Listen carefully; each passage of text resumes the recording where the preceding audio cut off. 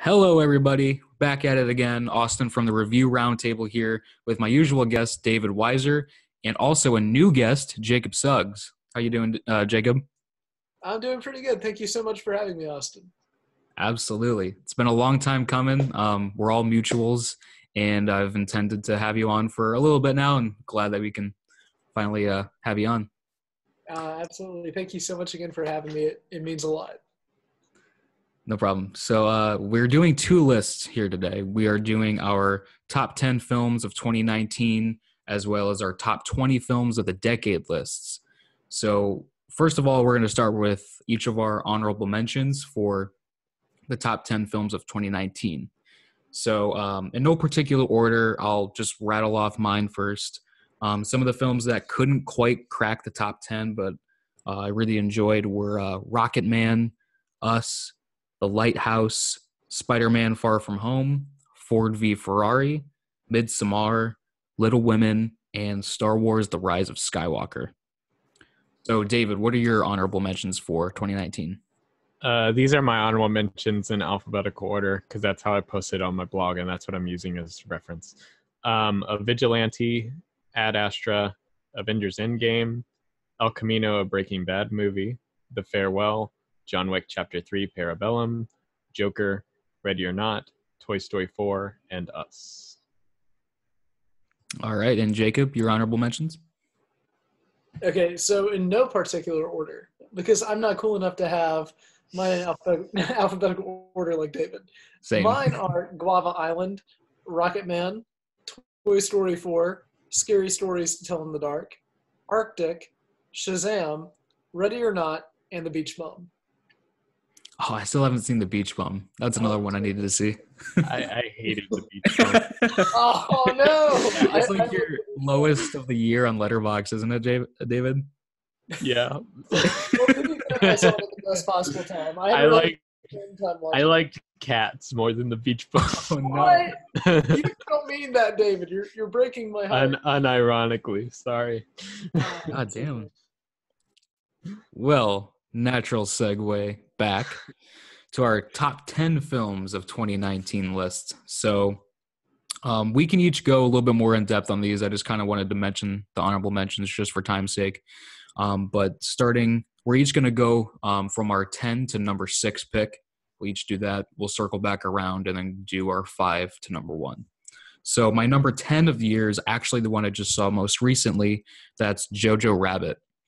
I'm a big fan of Taika's movies as a whole, Hunt for the Wilder People, What We Do in the Shadows, and Thor. And also, I think he did my favorite Mandalorian episode in the finale.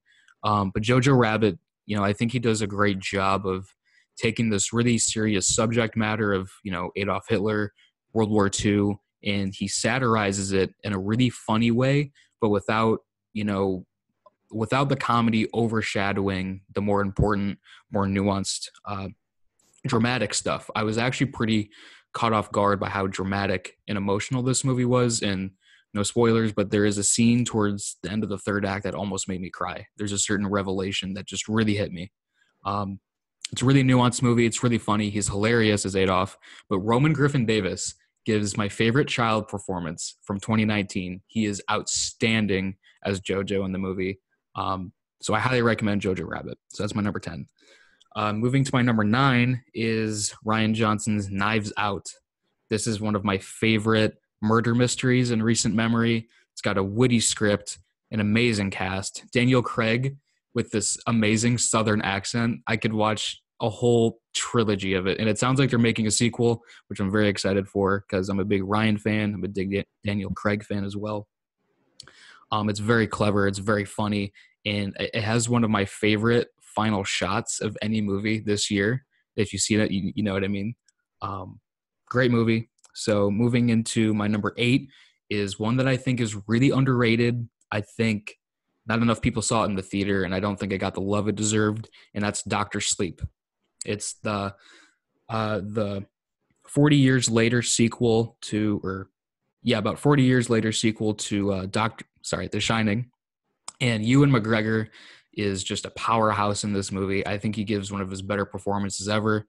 The movie is very intense. It melds it goes into a more spiritual kind of paranormal-esque kind of vibe than The Shining did. It's definitely present in The Shining, but it's blown up to 11 in this movie. And I really love how Mike Flanagan tells this larger than life story.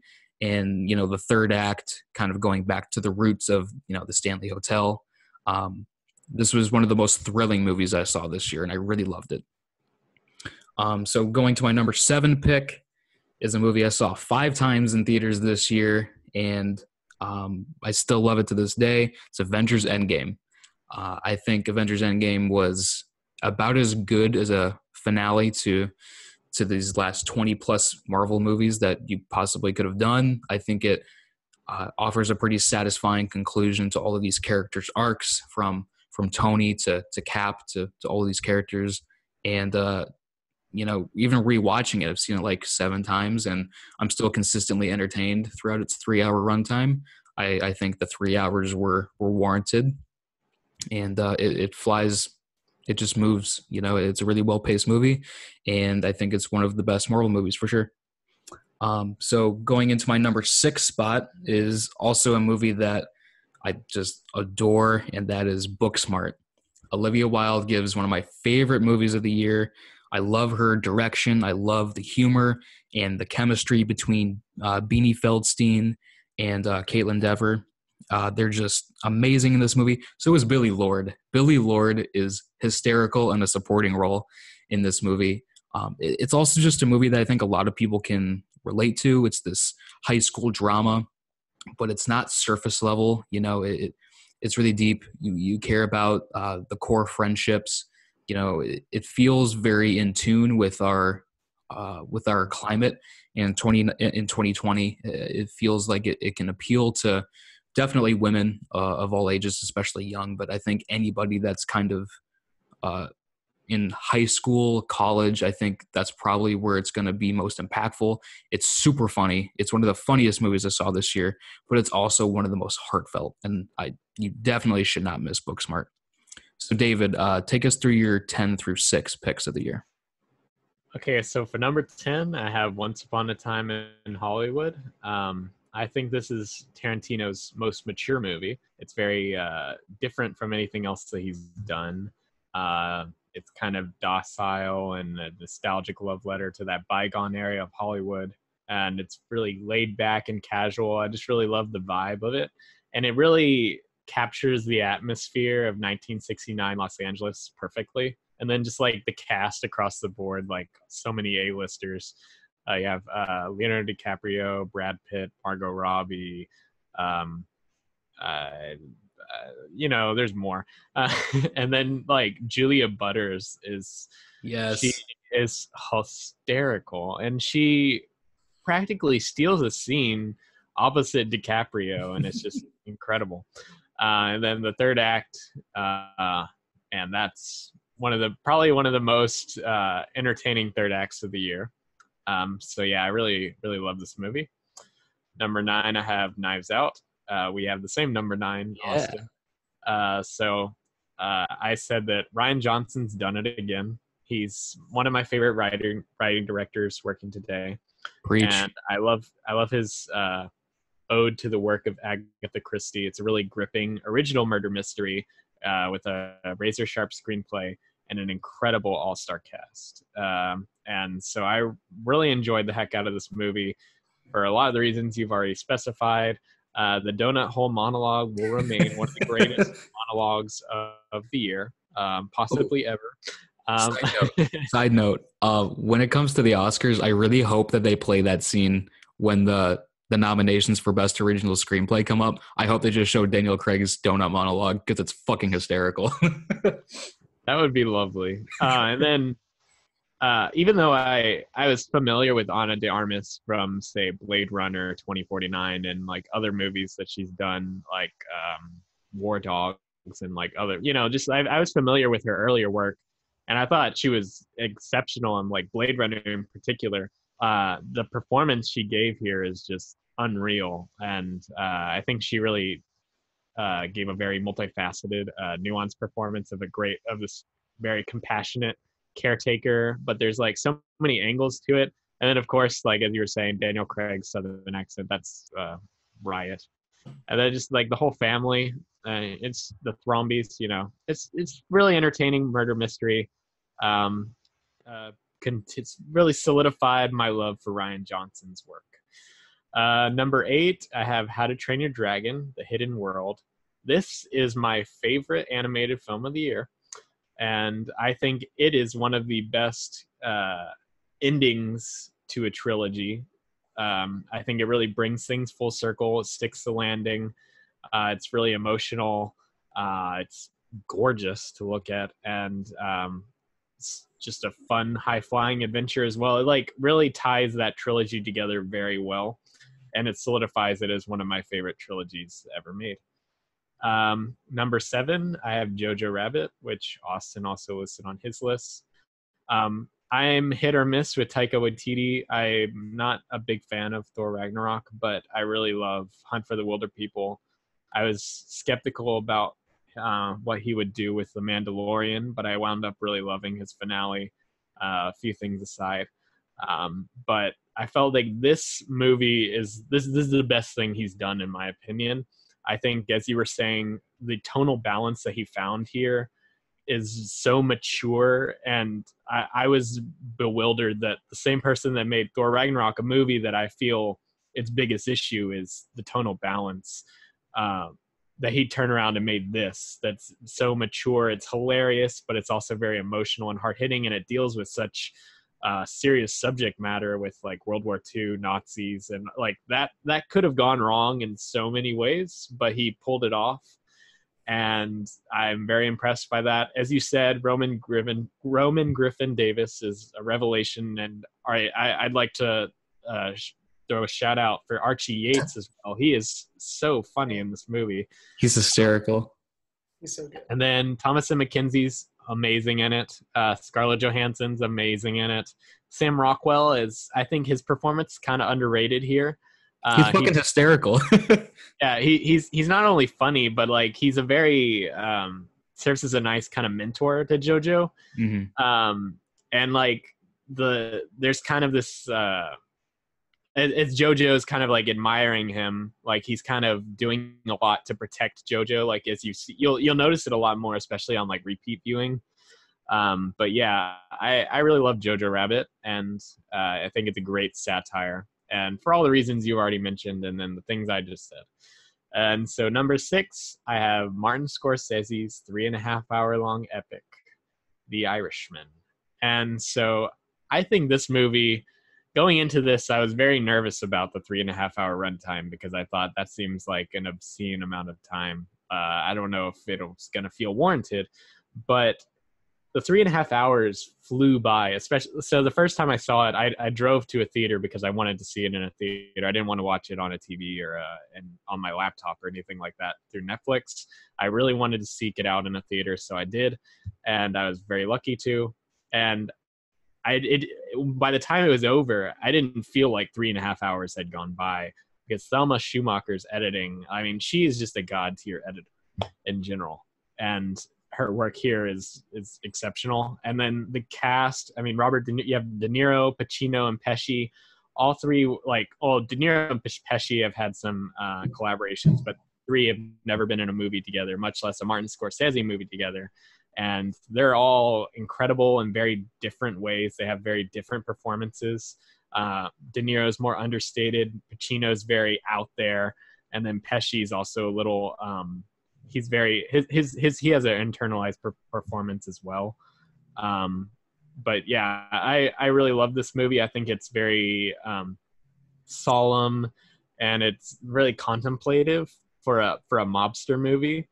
And I just really love that, and how much it has to say about morality, more like mortality as you're coming to the end of your life, looking back and kind of regretting what you've done. It's an amazing, incredible movie. Yeah, so The Irishman is my 6, and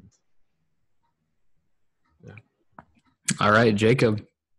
All right, so my number 10 of last year is Booksmart. I walked into this film not really knowing what to expect. I had seen one trailer for it, but forgot everything that was in it. and two of my friends and I went to the theater, and I had a blast from start to finish. And I think that going in kind of relatively blind was possibly the best way to do it, because I didn't expect it to be as funny as it was, as quirky and weird and just outright insane as it is sometimes. It's just like, it's not your traditional comedy. And I think it's just done so well. The script is just so tight, in my opinion. And the comedy just feels so natural, even when it's just so, so bizarre. It fits into the world so well. And I think that these two girls, their performances, and everyone across the board really just did a phenomenal job in my mind. And Olivia Wilde really knocked it out of the park with her debut. Couldn't agree more. At number 9, I actually have Ad Astra, which I saw at a theater that wasn't great. For some reason, they played the subtitles whenever I saw it in theaters. So, but that kind of benefited the movie for me and made me like it even more, because one, that had never happened to me before in a theater ever. Two, it made me appreciate the dialogue and script of that film even more. And that script is already phenomenal, in my opinion. I thought that Ad Astra was fantastic, from the colors and the cinematography in that film to just Brad Pitt's performance in general. One of my favorites of last year. I thought that Ad Astra was great. I'm a sucker for a really good space film, and just everything that Ad Astra tackles, from kind of themes of fatherhood to toxic masculinity and kind of discussing that, it's just done really well. And I thought that it was just a really great film. I honestly wish I would have had the opportunity to see it again, but I didn't want to risk getting another bad theater. So now that it's out, I'll check it out again soon. At number 8, I have Climax, which I really liked a ton. My friend actually mentioned it to me, and I had never heard of it. And whenever I watched it, it was just one giant fever dream of a film. And it's just so, it's such a fever dream-like experience that the horrifying moments and really tense moments in that film really hit home for me. And I don't want to say too much about it in case someone's listening and hasn't seen it, because I feel like if you don't know much about it and you go in the way that I went, it makes the movie so much better. It's definitely one of the more weird and bizarre films I had seen last year, or I watched last year. But overall, I think that it's really great. And if you haven't seen Climax, you definitely need to check it out. It's really well done. At number 7, I have Greta Gerwig's Little Women, which I really love that film a lot. Everything about that film is great. Even not just the performances, because I could go on for hours about that. But to me, the costume design in that film was just some of the best costume design I think I've ever seen ever. I really like the stuff with the colors about that film as well. And I like how it jumps from 2 different distinct time periods, yet it's never jarring. Like, you know which one is which. And I think that's really, really hard to pull off. And Greta Gerwig just did it in a really, really well done way. And Little Women is just so, so good. I really liked it a lot. At number 6, my number 6 of last year is Midsommar. And I'm not just talking about Midsommar. I'm talking about the director's cut of Midsommar that was only released on iTunes for some reason. I don't know why we didn't get a physical copy of that, but I haven't seen the director's cut. I only saw the theatrical. Okay, well, I won't go into too detail then about the director's cut. But my view on the theatrical cut is I really liked it a lot. Now, I'm a big fan of Hereditary. I loved Hereditary a ton, and I'm a big Ari Aster stan by this point. Midsommar, I didn't know what to make of it whenever I first walked out, whenever I first watched it in theaters. And I really liked it a lot. But the director's cut really, really, really made me appreciate the film so much more. And it's really the cut of the film that I think is the definitive version of that movie, because it just adds so much to the film itself. And I really, really enjoyed it a ton. So the director's cut of Midsommar is definitely one worth checking out. And it really does benefit the film in more ways than what I felt like. So, Did you say it was on iTunes? for some reason, it's only on like iTunes or Apple TV. It's one of the two. It's one of the Apple things. I know that for sure. Yeah, iTunes became like they like split it into Apple Music and Apple TV. Right. So yeah. It's complicated, but it's on there. Yeah. I think it's on sale. I'll actually have to pick that up because I've been meaning to see it a second time anyway. All right, so we're actually changing it up a bit. We're actually going to go do our 5 through 2s, and then we'll each do our number 1s separately. So my number 5 pick is 1917. I think this is probably the front runner to win Best Picture right now. There's another movie higher up on my list that I hope clinches it. We'll get there. But I would be happy if 1917 won Best Picture because this is probably Sam Mendes' best film, at least one of them. I think the technical feat of this movie of making it appear as if it's one long continuous shot, it's been done before, like Birdman and stuff like that, but I think it's done in a unique way here.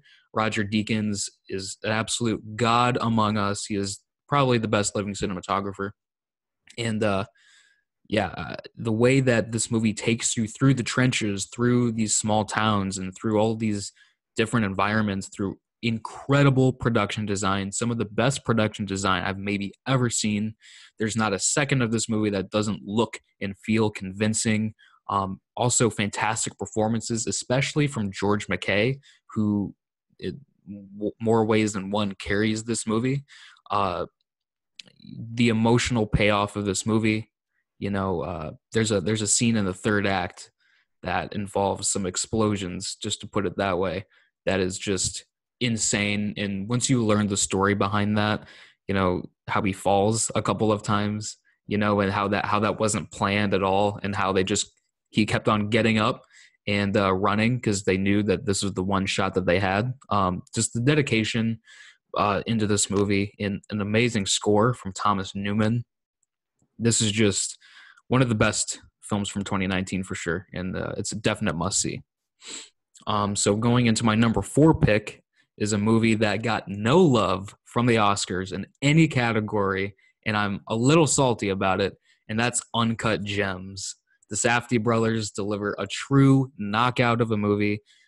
Definitely Adam Sandler's best performance to date. And let me tell you, I'm not even that big of an Adam Sandler fan. Like, I don't think I've enjoyed a performance of his since like maybe Funny People, and that was like over 10 years ago. I haven't been a fan of his comedies. If they're for you, great. They're just not for me, at least of late. But he turns in a more dramatic performance without he has his comedic moments in this as well. But he really packs a dramatic punch in this movie. And this movie, man, oh my God, it just moves at a clip. It's so anxiety-inducing. Even on a rewatch, when I saw this movie a second time, I knew what was going to happen at the end. I knew what the result was, but I could still physically feel my heart pounding out of my chest. I have not reacted physically to a movie like I did here in a long, long time, and I think that's just a testament to an amazing movie. The Safdie brothers just knock it out of the park. I think Uncut Gems is a total anxiety, panic-inducing masterpiece, and you have to see it. Before you move on really quick, have you seen Punch Drunk Love? I haven't. That's another great dramatic Sandler role. So I've heard. that out. Yeah, it's on my bucket list. So moving to my number 3 pick is Marriage Story.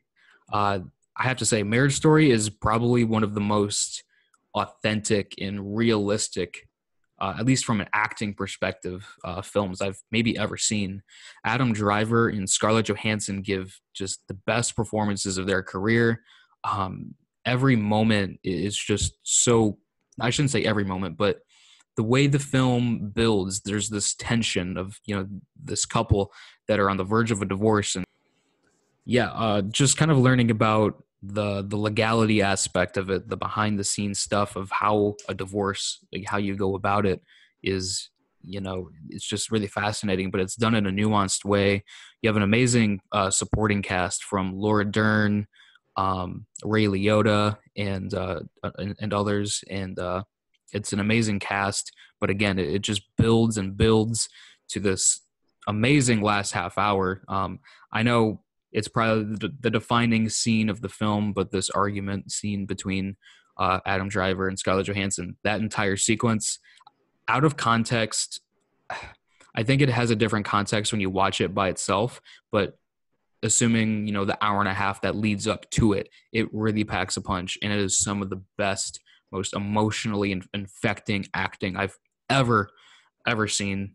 And Marriage Story is just a total masterpiece. It just feels like a movie that isn't really a movie. It just feels like two people who are going through this time in their life, and it doesn't feel like it's overacted or overdone. It just feels like you're a fly on the wall on this situation, and it's one of the best movies of 2019.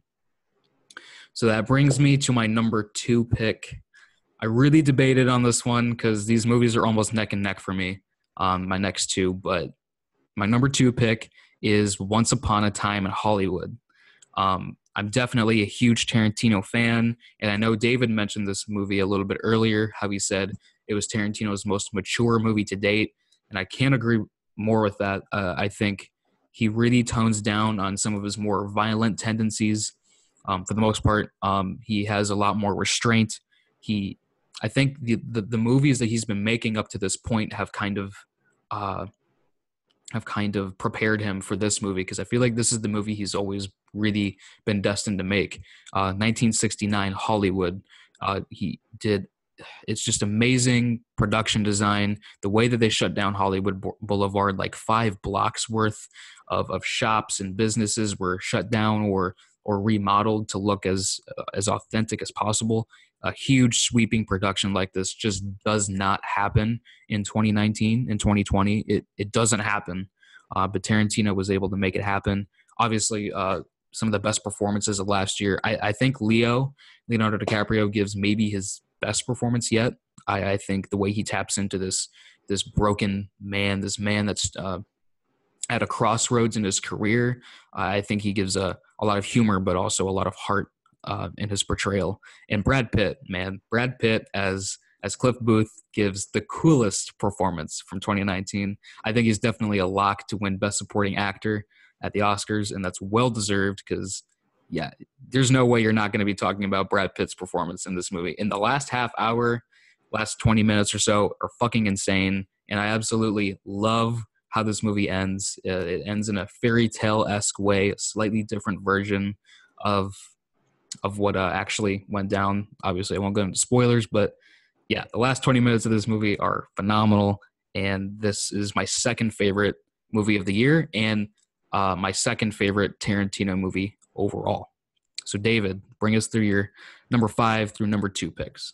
So we also have the same number 5, 1917. I mean, I think the one take enhances this so much because you're following them every step along the way, and you see everything as they're seeing it, and you're experiencing everything as they're experiencing it.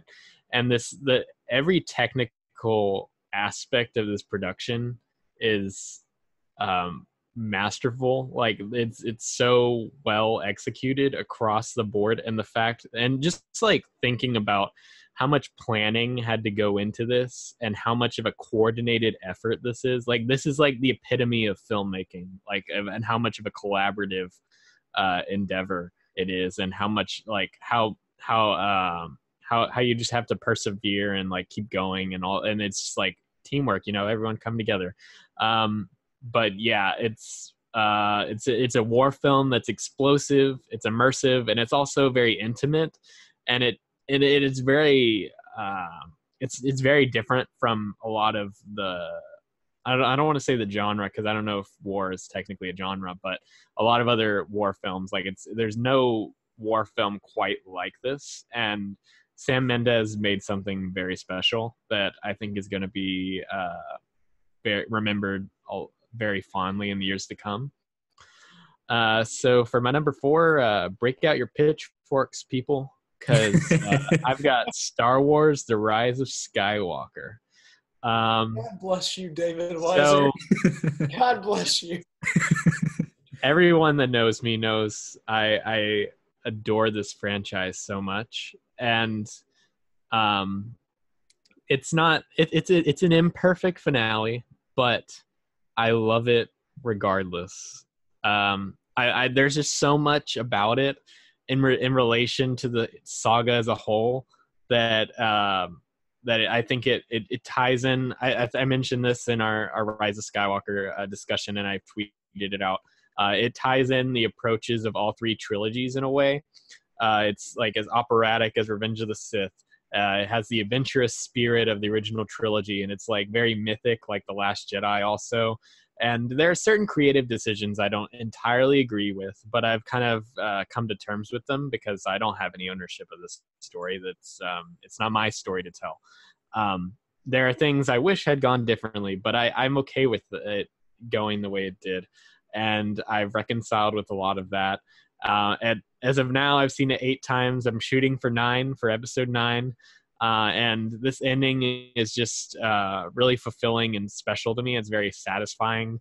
I just adored this in so many ways. As I said, it's not perfect, but it's kind of messy, but I just love it so much. I wouldn't consider it one of the best films of the year per se, but it's one of my favorite. So number 3, this has technically not open and wide release in America yet. It's going to next month on Valentine's Day, so you should definitely check this out. I was fortunate enough to see it at a film festival here in Houston. Celine Sciamma's, I hope I didn't mispronounce her name, Portrait of a Lady on Fire. This movie is a masterpiece. It's seared into my memory. Every frame of this movie is picturesque in a way that it looks like a portrait of the era, and it has some of the best cinematography of last year. And the intimacy and attraction that slowly builds between the painter and the subject, the two co-leads, it just feels so sincere and it's very transfixing and kind of hypnotizing. And as sparks fly, you get really wrapped up in it, and I've just been spellbound by it ever since seeing it. And I don't want to butcher their names, but I'm going to try to pronounce them anyways. Noémie Merlant, hope I probably said that wrong. I mean, they're both French, and Adele Hanel. They gave remarkable performances, and this movie just like I didn't expect to like it as much as I did. I mean, I'd heard so much hype about it, but I didn't know if it would be for me because it's French film. It seemed very slow moving, and it is slow moving, but it's just very beautiful. One of my favorite. It's a very captivating romance. So then number 2, I have another foreign film, Parasite. Bong Joon-ho made something it's simultaneously kind of sophisticated and straightforward. Like it's very simple in terms of plot, but there's so many layers to this that in successive viewings, like you'll pick up on so many details that you're like, oh, okay. So like knowing where it's going. This is something that's best experienced blind. If you know things about it, like it'll kind of, I don't want to say it'll ruin the experience for you, but it'll kind of lessen the impact, I think, in a way. And so after your first viewing, if you've hopefully gone in blind, when you see it again, you'll pick up on little details of foreshadowing and certain, just like there's so many layers to this movie. It's phenomenal. I think it's a potential contender to upset for Best Picture. We'll see about that. But I really love this movie. Everything about it. It's very well made. The cast is phenomenal. Parasite. Jacob. Well, first off, I want to say, David, I'm really jealous because I cannot wait to see Portrait of a Lady on Fire. Same. I'm really looking forward to that myself. As for my list, my number 5, I actually just watched this last night. I didn't get around to it last year, but I had to do some rearranging on my list because of this film. Number 5 for me is Marriage Story. Watched it last night, broke my heart. It just feels so real and so personal. It's like you said, Adam Driver and Scarlett Johansson's performance, both of them are just phenomenal in this film. I've said that a lot in this, but I do mean it. They're just so great in this film. And I really love how it's not just focused on them the whole time, but also the people around them and their child, and how this transition is going to affect, like legal things and stuff like that. Like, to me, it felt so real and really captured kind of the ugly sides of going through divorce and stuff like that. Absolutely heartbreaking film, but I thought it was really well done, and I really liked it a lot. At number 4, I have Quentin Tarantino's Once Upon a Time in Hollywood. I love this film so much. The director's cut's actually showing at my local theater, and you have no idea how tempted I am to go tomorrow after I get out of class to go watch it again. Do it. I think I might. It depends on how tired I am, because my class gets out at 5 in the afternoon, so I'd have to go from college to go see it again. But I love this film so much. I thought the production behind it was phenomenal. I thought that the set design was great.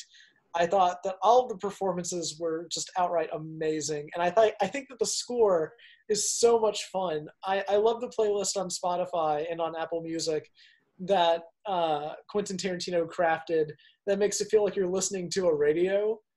And they have like all the classic songs, and some of the quality has been purposefully like shot down a little bit to make it sound like radio static and stuff. It just is so immersive. The film itself is just so gripping and so compelling, and they really captured the aesthetic that they're going for so well. I can't say enough great things about this film, but everything else that I want to say, I feel like has already been said, because everyone knows how great this film is by this point. But I'm going to butt in super quick, because I also forgot to mention how much I fucking love the soundtrack for Once Upon a Time in Hollywood. Exactly as you mentioned, how you see all of like the radio advertisements so seamlessly blended in. I think he literally just pulled them from the time.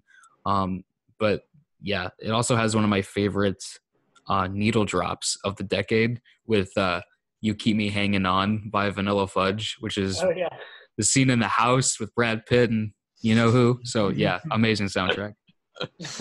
Love that. That was so good. At number 3, I also have the film that I'm very disappointed the Oscar snubbed, and that is Uncut Gems. What a great film. I'm so pissed that it didn't get nominated for anything. Adam Sandler gave one of the best performances of the year, if you're asking me. The Safdies know exactly what they're doing. I love Good Time. I love this. Uncut Gems, go see it if you haven't seen it. It's so great for so many reasons. Everyone's good in it. The Weeknd is good in it. Everything about this film is great. Julia Fox. Wow. Oh, Julia Fox does great in this film as well, too. Everyone just across the board is so good. This is the most anxiety-inducing film that I'd watched last year, but it's well worth your time. David, you and I actually have the same number 2. I also have Parasite at my number 2. Once again, I went into this film completely blind. I didn't know what to expect, and I'm so glad that my friend and I went in blind, because we didn't know what type of film it was going to be, and it really shocked us in a lot of ways. This is just one of the most intense films that I've watched in a really long time. One of the best films of the decade, if you're asking me. Bong Joon-ho is just a great director, and he shines here as well. It's such a great film. The cinematography is great. The set itself, although it's confined strictly mostly to one house, it really feels, it's just so well done. My thought process slipped a little. I've just got so much going through my mind whenever I think about this film, and it's a shame seeing it being marketed as kind of like a traditional horror film for American audiences. I think that's actually kind of smart that they've kind of turned that they're using. They're taking advantage of the awards momentum to try to get more people to see it. And so not just saying, oh, we got nominated for these awards, but also, I mean, it is kind of a thriller in a weird way. It's definitely a thriller, yeah. No, I agree. A horror movie, though. It kind of defies... I think it's being marketed more as a thriller. Watch the movie, then by all means, like, yeah, that's awesome. And I can't complain about that. If you're watching Parasite, then you've got true taste in cinema. So I can't really argue there. But I really liked it a lot. I thought it was great. And I don't want to say too much about it because it's just so good. Well, coming to my number one pick of 2019, as you guys have already talked about, it's Parasite. I think Parasite is the best film of 2019. Yeah, for all the reasons that you just listed, Jacob and David, Bong Joon-ho, the only other movie of his I've seen, I believe, is Okja, which I liked, but this is just something else, man. Watch Snowpiercer. It's I very have that. It's on I my. wrote an essay for one of my classes, my film studies classes, one time on Snowpiercer. It's so good. I have it. I just haven't gotten to it because I'm stupid. But I'll get to it. But yeah, Bong Joon-ho delivers an absolute masterpiece. The social commentary that's in this movie, the commentary, the juxtaposition between the rich and the poor and how they interact is, not to overhype it, but it's some of the best social commentary I've maybe ever seen incorporated into a movie, at least as of late. But also the performances in this movie are insane. I absolutely love the dynamic between these two families. As you mentioned, the production design, while it's a little bit claustrophobic, it's more of this, basically the majority of the film takes place in one apartment and one other house. But it feels, it's so well done, like you said. Excellent cinematography and a batshit crazy third act that I will not dare spoil, but it's just awesome. Yeah, it's a movie that I recently saw. I also went in blind. I had only heard good things about it, but I didn't really know what it was about. And I went in blind. I bought it blind, and I absolutely loved it. I cannot wait to watch it again. Yeah, that's my number one pick. What are your guys' number one picks of the year, David? So my number one is another one that's been mentioned already. It is Marriage Story. Yeah. So this one's, I guess, a little personal for me because both of my parents have been through it. I've been a child of divorce, so I've experienced this firsthand. And so it was very, it was incredibly emotional for me. This film destroyed me. It really resonated with me. And like as y'all have said, the cast give incredible performances, but Noah Baumbach, his screenplay is so authentic, and I love that he doesn't ask the audience to choose a side, and he portrays it. He depicts the divorce from an objective standpoint, so you can understand both. You're not picking a side; you're just witnessing this tragedy. And I love he and some of the cast have gone out and said that his goal was to tell a love story through the lens of divorce, and it is very much that. And it's as sad as this movie can be, it's also very uplifting in some ways and surprisingly hilarious. Like there's some great natural comedy that comes from like very simple things that you wouldn't expect. Just like it's communicated very well, especially in like the first like 5 minutes. There's lots of great comedy there. This is another movie like I talked about with Jojo Rabbit that I feel the tonal balance was handled very well. And then it is a crime that this was not nominated for best editing, because this is some of the best editing of the year. As I've said, it's so realistic and it's very moving, and I love everything about this movie. And the performances, again, like Adam Driver is unreal. So yeah, I really love this, and it's kind of sad to me that it's not necessarily getting recognition in certain categories where I think I think Noah Baumbach should totally be in the conversation for best director, and as well as editing I was mentioning. Yeah, I adore Marriage Story. In a perfect world, I would also love to see Adam Driver and ScarJo both win at the Oscars for Best Actor and Best Actress, respectively. I totally agree with that. Won't happen, but I wish it did. Okay, So there's a story attached to my number one. My friend and I get out of class. Star Wars story? No, just kidding. No, not this time. But my friend and I found out because we only have one cinema, like one theater near us.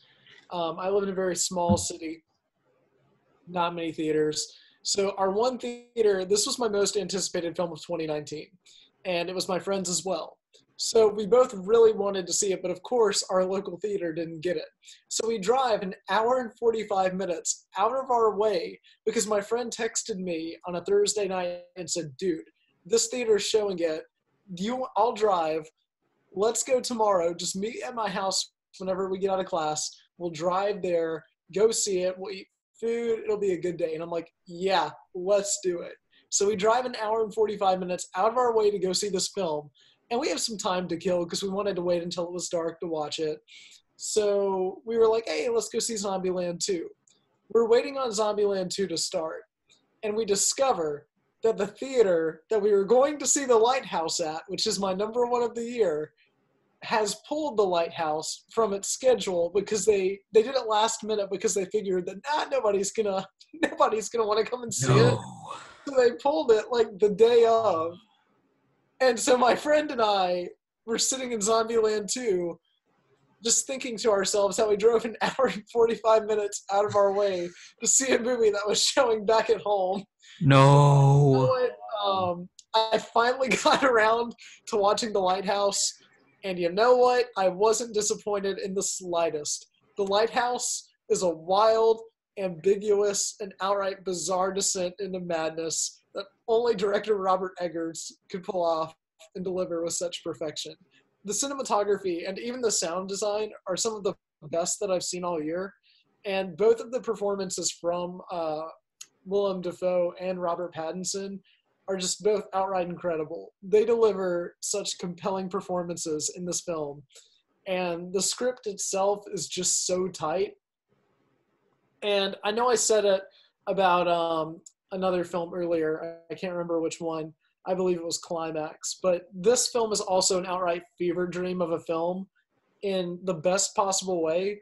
And I've still only seen it once, but I recently bought it from a friend. My friend gave me his digital code for it from his Blu-ray. So I'm really looking forward to watching it again whenever I have some free time this weekend. This film is just so good and nothing short of masterwork in my mind. It's one of the best films of the year. It's easily my favorite. It's one of the best films I've seen all decade. And I've just been watching some damn fine cinema lately, is how I want to end my top 10 of the year. I really love The Lighthouse a lot. I thought it was excellent. Okay, sweet. So I do have my numbers 20 through 11, and I meant to mention these earlier in my honorable mentions. However, I completely forgot. It completely slipped my mind. So I'm going to go from my 20 to 11 real quick as well, if that's fine. Number 20 is Star Wars: The Rise of Skywalker. I'm going to be brief with these just so we can kind of knock them out. But I love this film a lot. Anyone who knows me knows I did. I know it's not perfect, and it is my least favorite of the sequels, but the more I think about it, the more I love it, and I really can't wait to see it again. At number 19, I have the Peanut Butter Falcon, which I really enjoyed. I really, really love that film a lot. I think it's just super uplifting and really, really well done. At number 18, I have Us. I've only seen it once, but it's still so fresh in my mind. Jordan Peele is just a master of modern horror, and I'm really excited to see what he does next. I love his production company and kind of like what they represent. And considering that I'm really interested in films like that and want to make films like that, it just really stuck with me and I liked it a lot. At number 17, I have The Art of Self-Defense, which I really enjoyed. Really quirky, really weird, but also very dark, surprisingly, but I enjoyed it a ton. My number 16 was Jojo Rabbit. I know that you guys both mentioned it, but I also really loved it a lot. Another film that I had to drive an hour or so out of my way to go see, but I saw it with my dad, and we had a really fun time watching it, and he loved it just as much as me. Number 15, I have Paddleton on Netflix. If you feel like crying, then Mark Duplass and Ray Romano, I believe, definitely have the film for you, because this film just is so heartbreaking, but so uplifting at the same time. I don't want to say too much about it, but it's definitely kind of like something that I haven't seen many people talk about. My number 14 was 1917, like you guys mentioned as well. I personally really love that film a lot. I just saw it like literally 2 days ago, and it blew me away. I knew I was going to love it, but I didn't expect to love it as much as I did. Sam Mendes and Roger Deakins are just a match made in heaven. That cinematography was incredible. The one-shot take throughout was just so well done in my mind and unlike anything I'd ever seen before, and I really loved it a lot. Number 13, I have Knives Out. I love Ryan Johnson, and I'm just going to leave it at that. At number 12, I have Anima or Anima. I always say it wrong, but it's the Paul Thomas Anderson short film that he put on Netflix with Tom York of Radiohead. Radiohead's one of my favorite bands of all time, and I love Paul Thomas Anderson. Sorry, I was about to say Paul W.S. Anderson. That's not the right one. But I really loved Anima a lot. The score, the soundtrack done by Tom York is just so well done. The visuals are great in it as well, and I really love that. And my last honorable mention, my number 11, is The Farewell. I saw this with my friends on the last day of summer before classes started up again. And so we were all really emotional, and this film made us even more emotional, and we all walked out of the theater in tears. It's just so – it's another one of those films that's so heartbreaking and also so heartwarming at the same time. In a weird sense, but it's just really well done. Lulu Wang did a phenomenal job directing this film, and I wish she would have been nominated, but oh well. But those are the honorable mentions that I forgot to mention, but I wanted to mention. So I'm glad that I had the opportunity, and thank you for giving me the opportunity to go back and kind of name drop those real quick as well.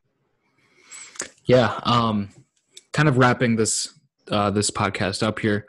I think 2019 was just a huge improvement over 2018 in terms of our films, especially in the awards consideration. I'll just leave it at that. I saw a lot of. I didn't see everything that I wanted to yet. There's still a few movies I'm still trying to see. I still haven't seen The Irishman. Still haven't seen High Life, The Farewell, Hustlers, and a couple others. I'm still catching up. But I saw the majority of what I wanted to see, and I'm pretty satisfied with what I saw in 2019. So again, thank you guys. Thank you, David, and again, thank you to you, Jacob, for finally coming on for this episode. And thank you again for having me. Like I said earlier, I really appreciate the opportunity to be here and the opportunity to talk about movies with you guys, because I like both of you guys and I like movies, so it just kind of worked out. But thank you again. I really do appreciate it a ton. Hopefully we'll see you for the next one. All right, so this has been Austin from the Review Roundtable, signing out.